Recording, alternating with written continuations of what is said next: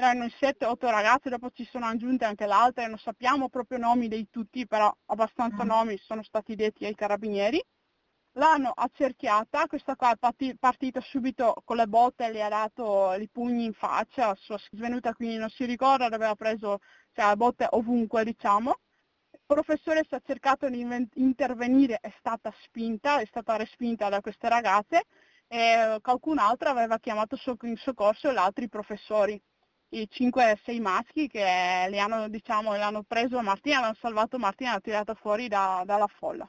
Parole drammatiche raccontate mentre porta la figlia di nuovo al pronto soccorso è la mamma di una 14enne al telefono, frequenta la scuola DF di Noventa Padovana.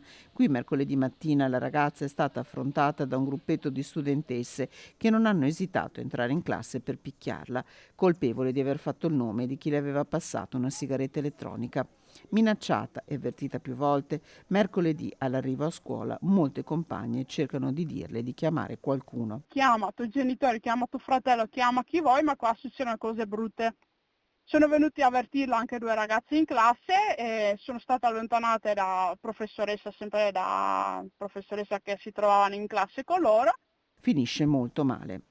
Sanguinava a un dente, allora un dente è stato, un dente era un dente provvisorio, era una protesi, quindi quello è stato rovinato e quindi è senza dente, l'altro è stato scheggiato, e ha male il naso e ha labbro rotto, diciamo. Solo qualche ora dopo la mamma, avvertita dalla scuola, va a prendere la figlia. Uno shock vederla, confessa, ma la battagliera donna prova a chiedere ragione a chi ha ridotto così la ragazza e si porta alla fermata dell'autobus vicina alla scuola. Sono partita arrabbiata, però volevo chiedere le spiegazioni, di avvertire di non toccare più mia figlia. Invece questi qua sono partiti con pugni. Sull'accaduto interviene anche Riccardo Dalla Valle, preside dell'istituto DF. Forme di prevaricazione e di violenza, sia fisica che verbale, non possono in alcun modo essere tollerate all'interno del nostro istituto scolastico.